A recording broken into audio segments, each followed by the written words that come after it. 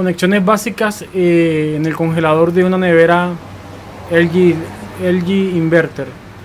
Lo primero que vamos a encontrar, pues bueno, va a ser el motor del ventilador.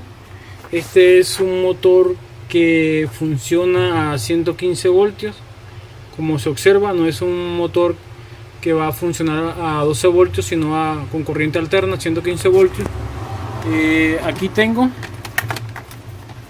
el conector, y el conector de este abaniquito va en esta parte, ¿no? Se conecta aquí, listo, conector del ventilador. Lo segundo que voy a encontrar es la resistencia. En este conector está la resistencia. Esta resistencia es bastante grandecita, va por acá, va en toda esta parte de acá, ¿sí? Y termina acá en este otro lado. Y la conexión de esta resistencia pues va ahí, va en esta parte de aquí. Cada conector podemos decir que es único. A la hora de quitarlos y volver a colocarlos no se debe tener miedo, porque como les acabo de decir, cada conector es único. Solamente calza en un solo sitio. No hay dos conectores iguales en las neveras, o la mayoría de los fabricantes lo hacen así. Lo otro que vamos a encontrar es este dispositivo, donde vamos a encontrar pues este conector tiene 4 conectores. 2 van a ser para el termofusible. Esta nevera no usa bimetal, sino un termofusible, y viene con su sensor. La otra parte donde se conecta es en la parte de atrás. Vamos a quitar el primero, se conecta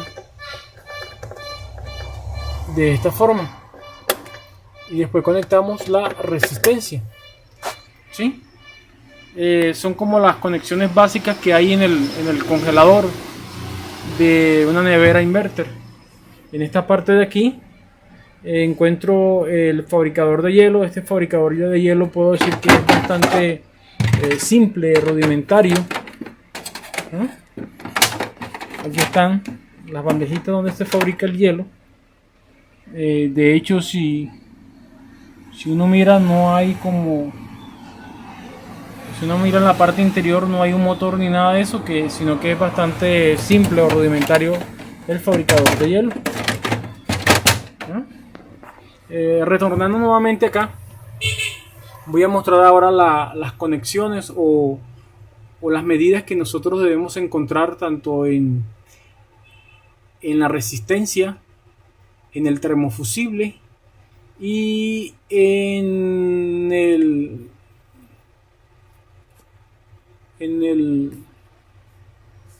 sensor de temperatura.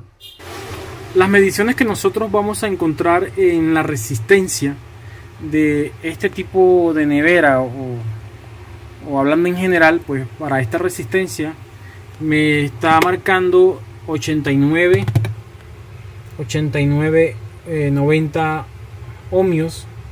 Es una medida buena. Tenemos que tener en cuenta que si encontramos ponemos el multímetro, ¿sí? Y al colocarlo en los pines de conexión de la resistencia, pues nos llega a marcar una resistencia muy bajita. Entonces esta resistencia puedo decir, o se puede decir que está en corto, ¿sí? Está dañada. O si la medida que me va a dar está en mega ohmios, ¿sí? También es un indicativo de que la resistencia se ha averiado, está abierta. Por lo general uno encuentra mediciones entre qué sé yo, 60, 70 ohmios, 90 ohmios, dependiendo de qué tan grande es la resistencia. Esta resistencia pues nos está marcando 90 ohmios y está buena. Las mediciones que vamos a encontrar en el termofusible, el multímetro me dice que está en 1.7 ohmios. La resistencia o el ohmiaje que me va a marcar va a ser bastante bajo, casi que en cortocircuito. Este termofusible se comporta básicamente como un simple conductor. pero tiene dos características importantes. Uno, que va a soportar un amperaje determinado y que cuando en la nevera por X o Y razón se supera ese amperaje, pues él abre. Y la otra característica que él tiene, que también se abre por temperatura. Cuando supera los 70, 72 grados aproximadamente o un poquito más, él se abre. Entonces se abre por temperatura y se abre por amperaje. Son dos cosas importantes ahí para resaltar. Si yo llegara a encontrar que este termofusible hay una resistencia, qué sé yo, por muy alta, pues está dañado. Y si al medir con el multímetro la resistencia me marca abierta, quiere decir que el termofusible pues está dañado al marcar una resistencia muy alta, o abierta. Entonces son los aspectos que uno tiene que tener en cuenta en el caso de los termofusibles. Para aquellos que se inician en el tema de la refrigeración, pues este sería el capilar, esta sería la tubería de alta. Por aquí es donde viene el refrigerante para realizar su proceso de refrigeración, ¿sí? O de enfriamiento. En esta parte hace todo este recorrido, viene por acá, hace todo este recorrido, ¿sí? Y termina aquí donde está este acumulador, y la tubería más gruesa vendría a ser la de retorno, ¿ya? Ahí el refrigerante nuevamente va hacia el compresor. Entonces eso es en cuanto al tema de refrigeración. Siempre vamos a encontrar este tipo de conexiones, una tubería de retorno, y donde inicialmente va o llega el refrigerante. Bueno, ahora conecté el sensor de temperatura de esta parte del refrigerador. Me dice que está en 8.8 kiloohmios, como se observa en el multímetro. Es una buena medida, pero tener en cuenta siempre que es recomendable que los sensores se midan con la nevera prendida, y hay que medirles corriente directa para mirar cómo es su comportamiento a medida que va cambiando la temperatura, sea que la temperatura vaya a subir, ¿sí? O que la temperatura comience a descender. Siempre es bueno medir los sensores con corriente directa, ¿sí? Cómo es su comportamiento cuando está la nevera encendida. Entonces encontramos básicamente estos tres tipos de mediciones: la de la resistencia, ¿sí?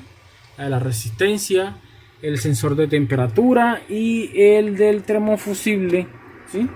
El termofusible para esta nevera. Hay otras neveras que utilizan bimetal, pero esta no, el fabricante no lo hizo de esa forma. Y también la del abanico.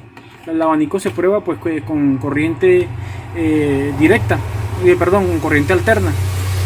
Siempre hay que mirar las características de cada elemento para saber qué se va a hacer o cómo son las mediciones que se deben realizar.